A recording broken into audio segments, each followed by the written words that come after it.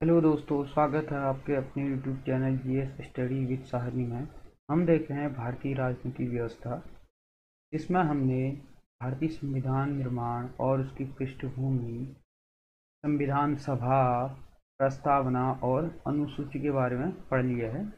जिसने भी ये वीडियो नहीं देखे हैं, डिस्क्रिप्शन पे मैंने लिंक दिया हुआ है, देख लीजिएगा।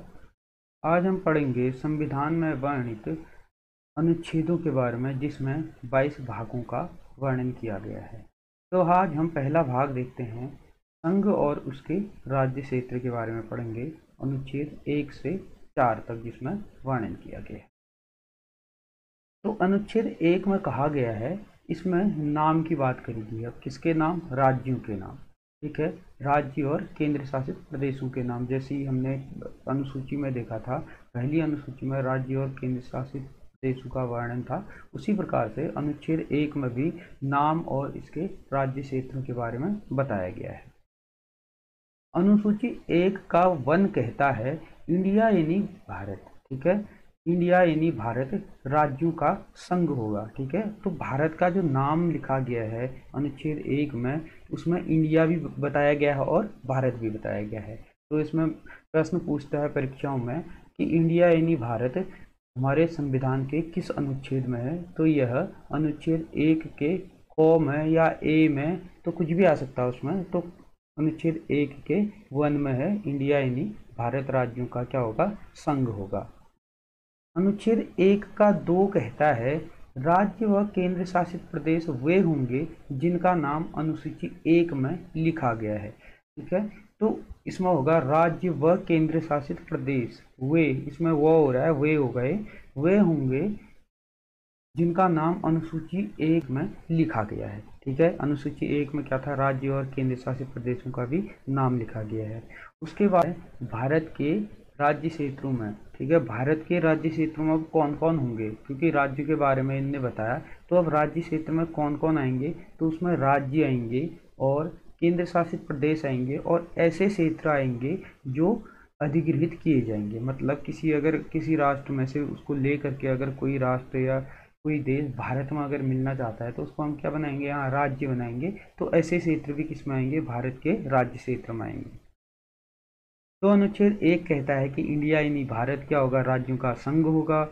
अनुच्छेद 1 का 2 कहता है, राज्य व केंद्र शासित प्रदेश वे होंगे जिनका नाम अनुसूची 1 में लिखा गया है। क्योंकि अनुसूची 1 में भी क्या है? राज्य व केंद्र शासित प्रदेशों का नाम लिखा गया है। तो अनुच्छेद 1 के 2 में भी किसका होगा नाम? राज्य और केंद्र शासित का। ठीक हो गया। फिर उसके बाद अनुच्छेद 1 का 3 कहता है, भारत के जो राज्य क्षेत्र होंगे वो कौन कौन होंगे? जो राज्य क्षेत्र वर्तमान में है वो होंगे, और जो केंद्र शासित प्रदेश हैं वो होंगे, और ऐसे क्षेत्र होंगे जो बाद में क्या किए जाएंगे? अधिकृत किए जाएंगे। भारत में राज्यों को संघ से अलग होने का अधिकार नहीं है। ठीक है, और भारत में संघ जो है वह राज्यों से समझौते से नहीं बनाए गए हैं। ठीक है, राज्यों से उसका क्या समझौता नहीं किया गया है, और राज्यों को भारत से अलग होने का, यानी कि संघ से अलग होने का कोई अधिकार नहीं है। अनुच्छेद 2 कहता है, नए राज्यों का प्रवेश या स्थापना संसद को यह अधिकार है कि वह कानून द्वारा ऐसा कर सकता है। अगर कोई राज्य या कोई देश भारत में मिलना चाहता है, तो उसको क्या किया जाएगा? नए राज्य के रूप में यहाँ स्थापित किया जाएगा। तो यह अधिकार किसको है? संसद को है। जैसे सिक्किम को क्या किया गया था? बाद में अधिग्रहित किया गया था या पूर्ण राज्य का दर्जा दिया गया था, क्योंकि सिक्किम से 1974 में कहा गया था कि सिक्किम को 1 साल के लिए उसे छोड़ दिया गया था कि आप राज्य यहाँ भारत में रहें और यहाँ देखें, अगर आप चाहें तो भारत में मिल सकते हैं, नहीं तो आप स्वतंत्र रह सकते हैं। तो सिक्किम ने क्या किया कि भारत में रहना स्वीकार किया, तो उसको फिर 1975 में किसमें? भारत में मिला दिया गया था। अनुच्छेद 3 कहता है, नए राज्यों का निर्माण और वर्तमान राज्यों के क्षेत्र सीमाओं नाम में परिवर्तन संसद ऐसा कर सकती है। ठीक हो गया। जैसे नए राज्यों का, जैसे उत्तराखंड को उत्तर प्रदेश से काट करके क्या बनाया गया था? नया राज्य बनाया गया था। तो ऐसा कौन कर सकता है? सिर्फ संसद कर सकती है। यह अधिकार सिर्फ किसको है? संसद को है। ठीक है, यह प्रश्न पूछा जाता है कि क्या संसद को नए राज्य बनाने का अधिकार है या निर्माण का अधिकार है? तो हाँ, संसद को नए राज्य निर्माण का अधिकार है। और इसमें है, किसी राज्य से उसका क्षेत्र अलग करके या दो से अधिक राज्यों के भागों को मिला करके एक नया राज्य बनाया जा सकता है। राज्य के क्षेत्रों को बढ़ाया या घटाया जा सकता है और राज्यों के नाम में परिवर्तन भी किया जा सकता है। यह सिर्फ कौन कर सकता है? संसद कर सकती है, ना कि लोकसभा। ठीक है, कभी कभी पूछता है कि क्या लोकसभा कर सकती है, या पूछ देगा कि क्या राज्यसभा कर सकती है, तो यह कौन करता है? संसद करती है। ठीक है, संसद किससे? राष्ट्रपति, लोकसभा और राज्यसभा से मिलकर के कौन बनती है? संसद बनती है।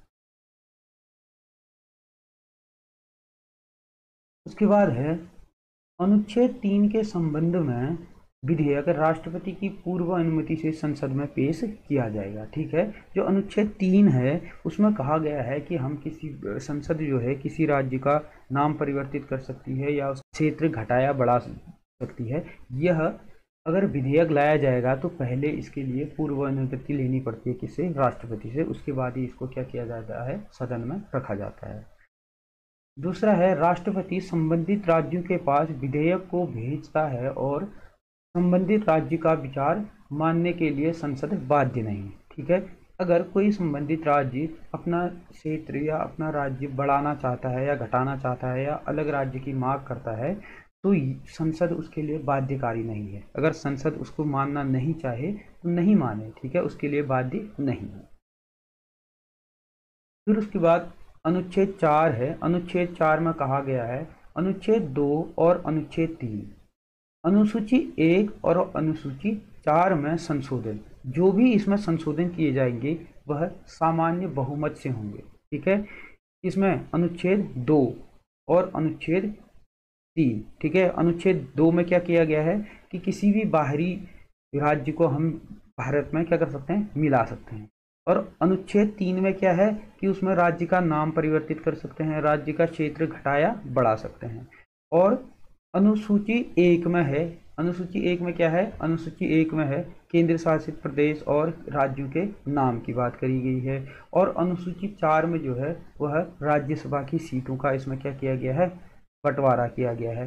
तो इसमें जो भी संशोधन किया जाएगा वह सामान्य बहुमत से किया जाएगा, अर्थात इसको संविधान संशोधन, जो संविधान भारत में संविधान संशोधन अनुच्छेद 368 के तहत किया जाता है, लेकिन अनुच्छेद 4 में जो भी संशोधन होगा वह इसके तहत नहीं माना जाएगा। ठीक है, तो यह अनुच्छेद 4 के तहत ही किया जाएगा। किस किस में? अनुच्छेद 2 में, अनुच्छेद 3 में और अनुसूची 1 में और अनुसूची 4 में जो भी संशोधन होगा वह अनुच्छेद 4 के तहत होगा, न कि अनुच्छेद 368 के तहत।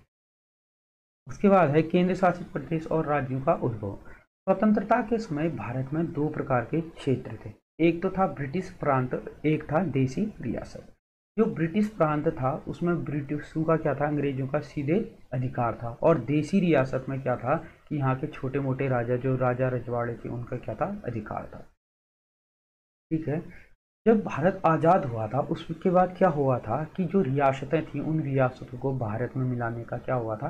कार्य हुआ था, जिसमें से 552 रियासतों में से 549 रियासतों को सरदार वल्लभ भाई पटेल और वीपी मेनन के प्रयासों से भारत में शामिल कर लिया गया था। लेकिन जम्मू कश्मीर, हैदराबाद और जूनागढ़ को भारत में शामिल नहीं किया गया था, क्योंकि ये 3 रियासतें ऐसी थी जिनको बाद में फिर शामिल किया गया था। उसके बाद जम्मू कश्मीर को 26 अक्टूबर 1947 को भारत में विलय पत्र के माध्यम से क्या किया गया था? शामिल किया गया था। ठीक है, वहाँ का राजा हरि सिंह था जिसने क्या किया था? भारत में विलय पत्र पर क्या किए थे? हस्ताक्षर किए थे। उसके बाद ही क्या किया गया था? इसे जम्मू कश्मीर को भारत में मिला दिया गया था। उसके बाद जूनागढ़ को जनमत संग्रह के द्वारा फरवरी 1948 में क्या किया गया था? भारत में मिलाया गया था। कब?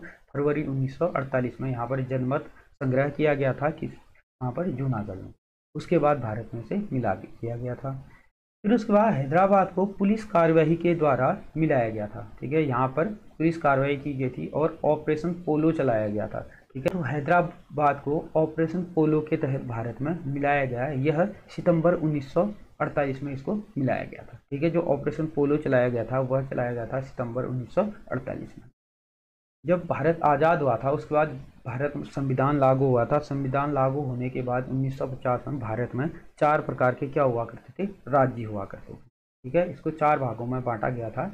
एक भाग था भाग क जिसमें 9 क्षेत्र थे, भाग ख जिसमें भी 9 क्षेत्र थे, भाग ग में 10 क्षेत्र थे और भाग घ में अंडमान और निकोबार को रखा गया था। ठीक है, जो भाग क था जिसमें 9 क्षेत्र थे, इसमें ब्रिटिश गवर्नर के प्रांत के लोगों को क्या किया गया था, रखा गया था।